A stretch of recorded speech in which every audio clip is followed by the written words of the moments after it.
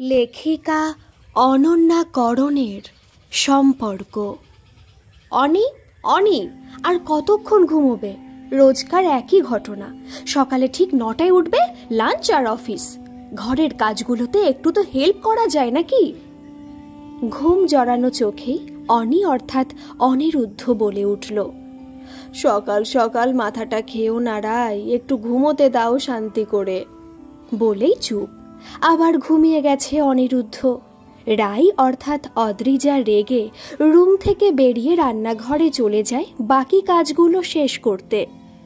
যথারীতি সকাল 9টাতেই ঘুম থেকে ওঠে অনিরুদ্ধ। উঠেই রাই রাই বলে চিৎকার জোরে। কোনো উত্তর না আসায় অনি বুঝেই যায় নির্ঘাত রাগ করে চুপ আছে রাই। তাই চোখ দুটো কচলাতে কচলাতে রান্নাঘরে গিয়ে রাইয়ের কোমর জড়িয়ে অনি আস্তে আস্তে বলে, কি হলো, এত রাগ কিসের? রাই রেগে কোমরে জড়ানো অনির হাত দুটো সরিয়ে বলে, প্লিজ অনি, এসব করে বাচ্চা মেয়েকে ভোলানো যায়, আমায় এসব করে ভোলানোর দরকার নেই। আরে বাবা, তুমি তো চেনো আমায়, কতগুলো বছর হলো বলো? প্রেম আর বিয়ে নিয়ে প্রায় 7 বছর হতে চলল। জানো তো আমি একটু ঘুমোতে ভালোবাসি রাই। বাহ, আমি ঘুমোতে ভালোবাসি না নাকি অনি? তাহলে সকাল সকাল উঠে লাঞ্চ তৈরিতে আমায় কেন লেগে থাকতে হবে বলো তো? সে তো আমার মাও তাই করতেন রাই, সেটাই বরাবর দেখে এসেছি। আমার বাবা এক নঙের কুড়ে ছিলেন, ব্যাংকের ম্যানেজার ছিলেন, শুধু অফিসের কাজ, মাকে সময়ই দিতেন না। আমি তো তাও উইকেন্ডেতে ডিনারে নিয়ে যাই তোমাকে, মা তো সেটুকুও পেতেন না। উফ, স্টপ ইট অনি। তোমার মা হাউস ওয়াইফ, ওনার বিচার ধ্যান ধারণার সাথে আমার বিচার বিবেচনার তুলনা করো না প্লিজ। উনি দুপুরে সোফায় বসে এসি অন করে বাংলার পাতি সিরিয়াল দেখতে দেখতে দিবানিদ্রা দেন, আর আমায় ওই সময় অফিসের ফাইল ঘেটে ঘেটে মাথার ঘাম পায়ে ফেলতে হয়। ভুলে যেও না, তুমি মাল্টি ন্যাশনাল কোম্পানির একজন HR-কে বিয়ে করেছো অনি। ও হ্যালো, আমায়ও কিছু কম কাজ করতে হয় না অফিসে। DM হওয়া চারটিখানি কথা নয়, চাকরি পাওয়ার আগে একগাদা পরিশ্রম, পরেও তাই। এদিক ওদিক যখন তখন ছোটা। তুমি তো এসি রুমে তাও বসতে পারো, আমায় তো রোদে জলে বেরিয়ে যেতে হয় কখনো কখনো। সে যাই হোক, কাজের তুলনা করো না রাই। তোমার সাথে কোনো তুলনাতেই যেতে চাই না আমি। চাও না যখন এত কথা কিসের? আর কিসের এত কাজ তোমার? তুমি জানতে না বিয়ের আগে যে আমি বাড়ির একমাত্র ছেলে? কোনোদিন কোনো কাজ করতে হয়নি আমায়। আজ বিয়ে হয়েছে বলে ওই সব কাজ করতে আমি জাস্ট পারবো না। তোমার কত টাকা লাগবে বলো, হেল্পিং হ্যান্ড রাখো, আমি পারবো না। বেশ ভালো বললে তো, একমাত্র ছেলে তুমি। আমার 10-20টা ভাই বোন ছিল না অনি, আমিও বাড়ির একমাত্রই মেয়ে, ভুলে গেছো বোধ হয়। আর আমার বাবাও প্রফেসর ছিলেন, সুতরাং টাকার অভাবে কাজ করতে হবে এমন হয়নি কখনো। আর এখন আমায় সবটা সামলাতে হচ্ছে, তোমার কোনো দিকেই চোখ নেই। আর হেল্পিং হ্যান্ড সম্পাদিত কাজ করছে, কিন্তু গোটা সংসার নিশ্চয়ই কাজের লোকের হাতে তোলা যায় না, সেটুকু তো বোঝো। তাহলে নিজেই করো, আমায় কেন বলো? বিয়েটা কি তবে শুধু শারীরিক সুখ পাওয়ার জন্য ছিল নাকি অনি? রাই, ছি ছি, ঝগড়া করতে করতে এত নিচে নেমে গেছো। এই জন্যই বলেছিলাম বিয়ে করব না, লিভ ইন করা এর চাইতে ভালো। যতই হোক এই দায়িত্বের ভার এসে পড়ে না তাতে। কিন্তু তখন তো আমার মাথা খেয়ে বিয়েটা করলে, এত দায়িত্ব আমার পোষায় না, বুঝেছো? সেই তো, দায়িত্ব কেন নেবে? তোমার সাথে কথা বলার কোনো মানে নেই, দরকারও নেই কথা বলার। বিয়ের আগে যখন প্রেম করতে তখন তো এত সমস্যা ছিল না। অফিস থেকে ফিরতাম একসাথে, মাঝে মাঝে বাইরে কয়েকদিনের জন্য ঘুরতে যাওয়া। কত জায়গা ঘুরেছি বিয়ের আগে, গ্যাংটক, লাভা, মানালি। কই, তখনও তো একসাথে ছিলাম কয়েকদিনের জন্য রিসর্টে, তখন তো এত অভিযোগ ছিল না তোমার। আর বিয়ে করে টিপিক্যাল বাঙালি বউদের মতো ঝগড়া করছো, কাজের হিসেব করছো। হ্যাঁ করছি, কারণ বাড়িটা আর 5টা টিপিক্যাল বাঙালি বাড়ির মতোই চলছে। বেশ, তুমি চিৎকার করো, আমি স্নানে গেলাম বলে অনি ওয়াশরুমে চলে যায়। দরজা লাগানোর শব্দেই বোঝা যায় কতখানি রেগে গেছে অনি। আর অন্যদিকে রান্না সেরে রান্নাঘর গোছাতে গোছাতে কাঁদতে থাকে রাই। অনি স্নান সেরে অফিসের জন্য রেডি হয়ে বেরোতে যাবে, রাই পিছু ডেকে বলল, কি হলো, লাঞ্চ না করেই বেরোচ্ছ যে? আমি যখন কিছু করিনি খাবোও না। কাল থেকে আমি অফিস ক্যান্টিনে খেয়ে নেব। তোমায় আমার জন্য লাঞ্চ বানাতে হবে না। খাবার উপর রাগ দেখানোর মতো কি হয়েছে অনি? প্লিজ, অনেক কথা বলেছ, তাতেই পেট ভরে গেছে, আমি আসছি বলেই বেরিয়ে যায় অনিরুদ্ধ। রাই চেয়ারে বসে দুহাতে মুখ ঢেকে কাঁদতে থাকে বেশ কিছুক্ষণ। তারপর নিজেও স্নান সেরে রেডি হয়ে না খেয়ে খাবারগুলো সবটা ফ্রিজে ভরে বেরিয়ে যায় অফিসে আজ কারোরই কাজে মন নেই। প্রায় দিনই এখন ওদের এই রকম ঝগড়া হয়ে থাকে। 4 বছরের প্রেম, ওদের বিয়ে 2 বছর সম্পূর্ণ হয়ে 3 বছরে পা দিতে চলল। অনিরুদ্ধ বরাবরই একটু নিজের খুশিতে চলা অগোছালো ছেলে, আর রাই বরাবর ওর অনিকে গুছিয়ে এসেছে। বিয়ের আগে প্রেমে থাকাকালীন কতটুকুই বা ওরা একে অপরের সংস্পর্শে ছিল।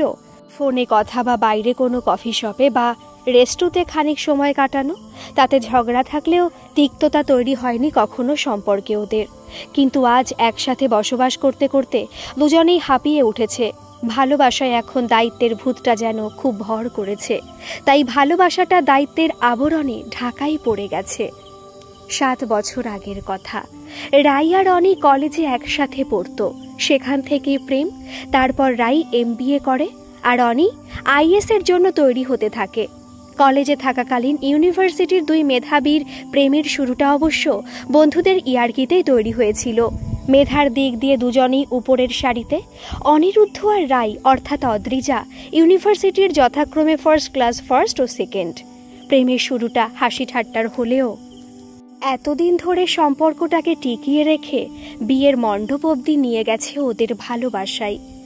রাই তখনও MBA পড়ছে আর অনি IAS এ ভালো রেজাল্ট করে চাকরিটা পেয়ে গেল। রাই এই যুগের মেয়ে, চাকরি না করে বিয়ের সংসারে একদম বিশ্বাসী নয়। আর অনিও চায় না রাই হাউস ওয়াইফ হোক। অনির চাকরি পাওয়ার পরের বছরই রাইও বড় কোম্পানিতে চাকরিটা পেয়ে যায়। ওদের সম্পর্ক নিয়ে 2 বাড়িতে কোনো কালেই কোনো বাধা ছিল না। স্বভাবতই দুজনেই যখন চাকরিজীবী, 2 বাড়ি বিয়েটা দিতে চায়, আর রাইও তাই চেয়েছিল। কিন্তু বিয়ের কথা উঠতেই অনি বেঁকে বসল। রাইকে বলল, রাই, এই তো আমরা ভালো আছি, মাঝে মাঝে তুই আমার বাড়িতে আসছিস, আমি তোর বাড়ি যাচ্ছি, আমরা তো একরকম স্বামী স্ত্রীর মতোই নিজেদের গুছিয়ে রেখেছি। তারপর মাঝে মধ্যে বাইরে দিন 7-8 ট্যুরেও যাই একসাথে, এই তো ভালো আছি, বিয়ে করা কি খুব জরুরি? রাই তো শুনে মুখটা নিচু করে জিজ্ঞেস করে, তুই কি আমায় নিয়ে খুশি নোস অনি? অনি রাইয়ের ডান হাতটি নিজের 2 হাতের মধ্যে নিয়ে বলে, প্লিজ রাই, তুই যা ভাবছিস একদমই তা নয়। তোকে পেয়ে সব রকমভাবে আমি খুশি, আর তোকে ছাড়া আমার অন্য কোনো কারোর ওপর মন বসবেই না, কারণ তোর প্রতিটা ভালো খারাপে আমি জড়িয়ে। তবে বিয়ে কেন করবি না? আমি এই দায়িত্বের মতো কঠিন শব্দটা নিয়ে ভয় পাচ্ছি। বিয়ে তো শুধুমাত্র সামাজিক স্বীকৃতি, তা না দিলেও তুই আমার স্ত্রী, কেউ বদলাতে পারবে না। কিন্তু বিয়ে করলেই যেন নিজের জীবনটা বদ্ধ হয়ে যায়। আমরা এখন চটজলদি যে সিদ্ধান্তগুলো নিই তা হবে না দেখিস। আর আমার দায়িত্ব নিতেই ভয় লাগছে। বিয়ে না করলে দায়িত্ব নিবি না তবে? তখন তাহলে আমার সমস্যায় তুই পাশে থাকবি না, তাই বিয়ে করবি না, তাই বলছিস তো? না না রাই, আমি বোঝাতেই পারছি না তোকে। রাই, তুই আমায় গোছাতে পারবি না। আমি কিছু কিছু জায়গায় একটু স্পেস চাই, বিয়ে হলে তা হবে না। এতগুলো দিন তো গোছালাম তোকে অনি, নতুন আর কত অগোছালো থাকবি? আর 2টো জিনিস, প্রথমত তুই যে সম্পর্ক চাইছিস সমাজ বা আমাদের 2 বাড়ি কেউ তা মানবে না। আর দ্বিতীয়ত আমাদের এতদিনের ভালোবাসার একটা সুপরিণতি হোক আমি ব্যক্তিগতভাবে চাই। ঠিক আছে রাই, তুই যদি সামাজিক স্বীকৃতিতেই খুশি হোস, করব আমি বিয়ে। বাড়ির সবার আশীর্বাদে শুভ লগ্নে ওদের বিয়েটা হয়েই যায়। প্রত্যেকের জীবনে শুভ দিন শুভ লগ্ন দেখে পাজি মেনে বিয়ে সম্পন্ন হলেও বিয়েটা শুভ হওয়া তো অদৃষ্টের লিখন। ওদের বিয়ের শুরুটা ভালোভাবে হলেও কয়েক বছরেই ওদের মধ্যে এক দূরত্ব সৃষ্টি হয়েছে। অনি আজও সব দায়িত্ব এড়িয়ে যায়, আর দায় এসে পড়ে রাইয়ের ওপর। বর্তমানে অনলাইন পেমেন্টের যুগে ব্যাংকিং, লাইট বিল জমা, গ্যাস বুকিং সবই ঘরে বসে করা গেলেও যথাসময় তা মাথায় রেখে কাজটা করাটাও অনির কাছে বড় দায়িত্বের ব্যাপার। কয়েক মাস আগে এমনই একদিন রাই অফিস থেকে ফিরে দেখছে লোডশেডিং। ইলেকট্রিক অফিসে ফোন করে জানতে পারে লাইট বিল জমা দেওয়ার অন্তিম দিন শেষ। অনিরুদ্ধর নামেই যেহেতু বিল আসে, তাই লাইন কাটার আগেই যত রকম ইনফরমেশন তা যায় অনির ফোনে। অনি বাড়ি ফিরতেই রায় জিজ্ঞেস করে, তোমায় যে লাইট বিল দিতে মনে করিয়েছিলাম অনি, তুমি করেছিলে? এই যা, একদম ভুলে গেছি রাই, আমি এক্ষুনি করে দিচ্ছি কম্পিউটার খুলে। থাক অনি, অনেক হয়েছে, আমি কাল করে দেব অফিসে গিয়ে, আমাদের লাইন কেটে দিয়েছে। কম্পিউটার চলবে কি ব্যাটারিতে? যথেষ্ট রেগে উত্তর করে রাই। কি করব বলো রাই, এত কিছু মাথায় রাখতে ভালো লাগে না আমার। তুমি দিও সময় করে বিল জমা, আমায় আসলে মা কিছু করতেই দেয়নি কোনোদিন, তাই এসব মাথায় থাকে না। অসাধারণ, তবে মায়ের সাথেই থাকো গিয়ে। তাই তো, থাকতে চেয়েছিলাম। তুমিই বললে ফ্ল্যাট কিনবে তোমার অফিস আর আমার অফিসের মাঝে, আর কিনেও ফেললে এই ফ্ল্যাটটা। মা থাকলে এত সমস্যাই হতো না। তোমার তো মাকে নিয়েও সমস্যা। বাজে কথা বলো না অনি, তোমার মায়েরই আমাকে পছন্দ নয়। আমাদের স্বামী স্ত্রীর ব্যাপারে উনি বড্ড বেশি মাথা গলাতেন। তোমায় কিছু একটা দায়িত্ব দিলেই উনি যেচে চলে আসতেন আর আমায় কথা শুনিয়ে বলতেন, আমার সংসারে একটা কাজও আমি তোমার শ্বশুর মশাইকে দিয়ে করাইনি, সব নিজে সামলেছি। আর আজ আমার ছেলেকে এইসব ঘরের কাজ করতে বলছো? তুমি সংসার সামলাতে না পারলে চাকরি ছেড়ে দাও। যেন ওনার সব সমস্যার সমাধান আমার চাকরি ছেড়ে দেওয়া। অনেক কিছুক্ষণ চুপ থেকে রাইকে মানানোর চেষ্টা করলেও সেই দিনের জন্য রাই আর অনির কথা বলা বন্ধই ছিল।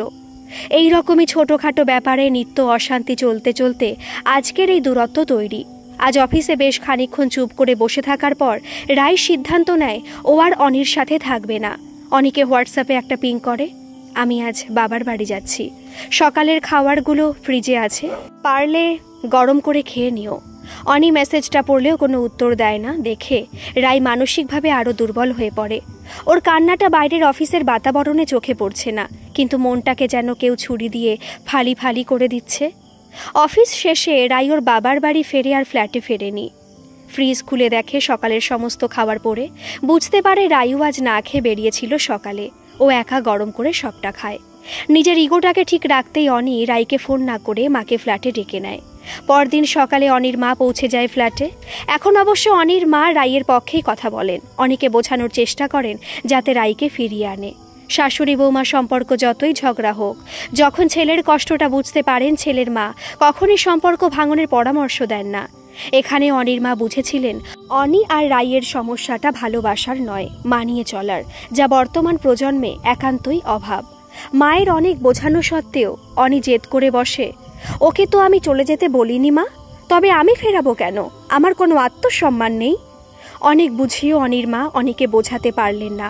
বাধ্য বৌমাকে ফোন করে আসতে বললেন। সেখানেও একই উত্তর, অনির আমায় প্রয়োজন নেই মা, ও একাই থাকতে চায়। সেটা থেকে যদিও ভালো থাকতে পারে, তবে কেন যাব আমি ও বাড়ি? কয়েকদিন ফ্ল্যাটে থাকার পর অনির মা বলেন, দেখ অনি, আমি আর থাকবো না এখানে। তোর বাবা তো জানিস একা কিছুই করতে পারেন না। আমি এতগুলো দিন আছি এখানে, রোজ বাইরে হোটেলে খাচ্ছেন। আমি যাই এবার, তুই হয় রাইকে ফিরিয়ে আন, নইলে বাড়ি চল। অনি আর রাইয়ের বাড়ি একই তল্লাটে, তাই অনির মা ভেবেছিলেন কাছাকাছি গেলে যদি সম্পর্কটা জোড়া লাগে। অনি যায়ও ফিরে নিজের বাড়ি, ফ্ল্যাটে তালা চাবি মেরে। একা দায়িত্ব নিয়ে সবটা সামলানোর ক্ষমতা তো নেই অনির, কিনা? মাঝে মধ্যে রাইয়ের সাথে রাস্তাঘাটে আচমকা দেখা হলেও দুজনে এমনভাবেই তাকিয়ে থাকে একে অপরের দিকে, যেন একজন এক পা এগিয়ে এলেই অন্যজন সমস্ত কিছু ভুলে পুরো পথ পেরিয়ে কাছে চলে যাবে। কিন্তু দুজনের অভিমানের ভারে দুজনেই দুজনকে সুযোগ দেয় প্রথম পদক্ষেপের। কিন্তু তাও হয় না। হোয়াটসঅ্যাপে কথা হয় দুজনের মাঝে মধ্যে, ফোনেও হয় কথা, কিন্তু কথার বিষয় থাকে সাংসারিক দরকার, কোনো ব্যাংকের প্রিমিয়াম বা কোনো জরুরি কাজ। দুজনের মনের ঐকান্তিক ইচ্ছে থাকলেও কেউই নিজের আত্ম অহংকার থেকে সরে এগোতে পারেনি। এমনই চলে প্রায় ৩-৪ মাস। রায় নিজে থেকে আজ অবধি ফোন করেনি অনিকে। একদিন অনি অফিসের ফাইল নিয়ে ব্যস্ত, বিকেল ৫টা বাজে। অনির ফোনটা বেজে ওঠে, রাইয়ের ফোন। একটু অবাক হয়ে ফোন রিসিভ করে অনি, বলে, কি ব্যাপার, আজ হঠাৎ নিজে থেকে ফোন করলে? এক পুরুষ কণ্ঠ, হ্যালো, এই ফোনটা যার, আপনি কে হন তার? থতমত খেয়ে অনি বলে, আমি ওর হাজবেন্ড, কিন্তু আপনি? আমি লোকাল থানার ওসি ভূদেব মুখার্জি বলছি। কিন্তু এই ফোন আপনার কাছে কি করে স্যার?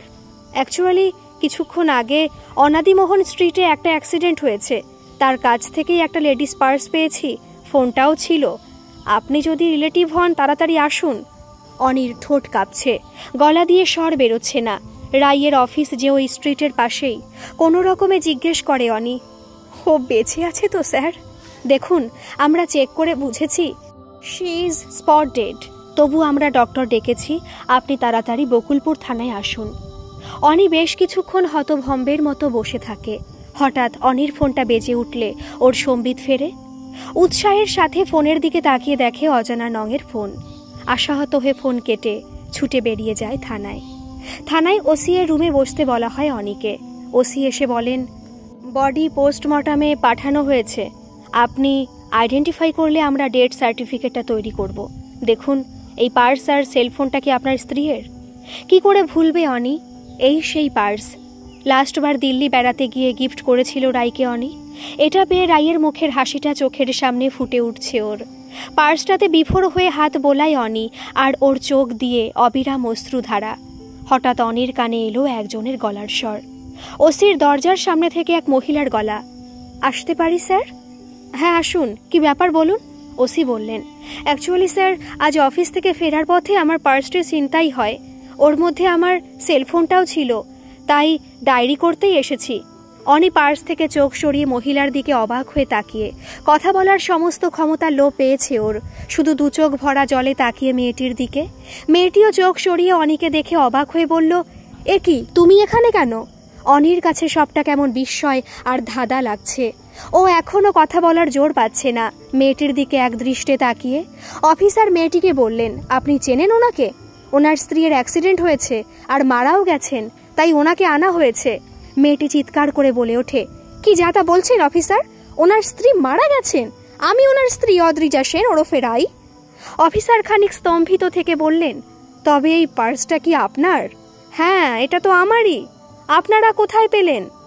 আর এটার জন্যই আমার থানায় আসা। ও বুঝেছি ম্যাডাম, আপনার পার্সটা কি কোনো মেয়ে ছিনতাই করেছিল?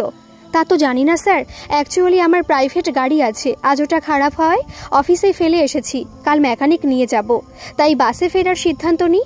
আর বাসে উঠতে গিয়ে একজন আমার হ্যান্ডব্যাগের চেন কেটে যে কখন পার্স চুরি করেছে জানি না। কিছু লোক চোর চোর করতে আমি বুঝতে পারি। লোকজনও ওর পেছনে ধাওয়া করে। তারপর আমি অনেকক্ষণ অপেক্ষা করলেও কেউ ধরতে পারলো না। বাস স্ট্যান্ডে বসে আছি বহুক্ষণ, কিভাবে ফিরবো বাড়ি বুঝতে পারছিলাম না। তাই অনি মানে আমার হাজবেন্ডকে ফোনও করলাম বুথ থেকে। ব্যাগে থাকা খুচরো কিছু কয়েন ছিল, কিন্তু ও ফোন কেটে দিল কেন জানি না। তাই শেষ অবধি থানায় আসি। আর এখানে এসে অনিকে দেখে তো কিছুই বুঝতে পারছি না। আমি বুঝেছি ম্যাডাম যে আপনার পার্স চুরি করেছে, অ্যাক্সিডেন্টটা তারই হয়েছে। আর পার্সটি ডেড বডির কাছে পেয়ে আমরা অনিরুদ্ধ বাবুর সাথে কন্ট্যাক্ট করি, আর তাই উনি এখানে। এত কিছু ঘটে গেছে এই সময়ের মধ্যে, ভাবতেও অবাক লাগছে স্যার। আমি কি আমার পার্সটা নিতে পারি স্যার? রায় জিজ্ঞেস করে। হ্যাঁ নিশ্চয়ই, আর এই খাতায় সাইন করুন বলে একটা পুলিশি খাতায় এগিয়ে দেন রাইয়ের দিকে। অনি এতক্ষণ রাইয়ের কথাগুলোই শুনছিল। রাইয়ের সাইন হওয়ার পর রাই অনির দিকে তাকিয়ে বলে, চলো, বাড়ি ফিরবে না? অনি উঠে দাঁড়ালে রাই ওর হাত ধরে থানার বাইরে নিয়ে আসে। এক রেস্টুরেন্টে নিয়ে যায় অনিকে। অনি রাইয়ের হাতটা ধরে রাইয়ের চোখে চোখ দিয়ে বেশ কিছুক্ষণ চুপ করে বসে থাকে। তারপর বলে, বাড়ি চলো রাই, আমি তোমার সাথে রোজ ঝগড়া করব তাও ভালো, কিন্তু তোমায় আর চোখের আড়াল করব না, কখনো না। কিন্তু অনি, আবার সেই অশান্তি রোজগার না রাই, আমি তোমার সব রকম দায়িত্ব নেব। এই ঘটনাটা না ঘটলে আমি কখনোই বুঝতামই না তোমাকে হারানোটা আমার কাছে কতটা কষ্টের। আমি তোমার অনুপস্থিতিটা আর মানতে পারছি না। প্লিজ চলো। অনির এতদিনের অগোছালো জীবনে আত্ম অহংকারের মধ্যেও রাইয়ের জন্য যে গভীর ভালোবাসা লুকিয়েছিল, তা আজ অনির অশ্রু বিগলিত চোখই প্রমাণ করে দিচ্ছে। ওরা আবার এক হয়ে ফ্ল্যাটে ফেরে। এখন অনি প্রতিটা পদক্ষেপে রাইয়ের যত্ন নেয়। সংসারের দায়িত্ব কি তা বোঝে অনি। প্রেম বিয়ে অনেক দিনের হলেও এখান থেকেই শুরু হয় ওদের একসাথে পথ চলা। বর্তমানের সম্পর্কগুলোতে মান, অভিমান, আবেগ কিংবা আত্ম অহংকারের ভাগটাই বেশি। মানিয়ে চলার বা মেনে নেওয়ার ইচ্ছে কোনো পক্ষেরই থাকে না। তাই হয়তো বর্তমানের সম্পর্কগুলো এত ক্ষণস্থায়ী। প্রকৃত ভালোবাসা বলে কিচ্ছু হয় না। একসাথে মানিয়ে পথ চলাই হলো প্রকৃত ভালোবাসা। 7 পাক একসাথে চলা দিয়েই তাই শুরু হয় গোটা জীবনের একসাথে হাঁটা। গল্পটি যদি ভালো লাগে তাহলে প্লিজ একটা সাবস্ক্রাইব করে আমার পাশে থাকবেন। কেমন লাগলো অবশ্যই একটা কমেন্ট করে জানাবেন। ধন্যবাদ।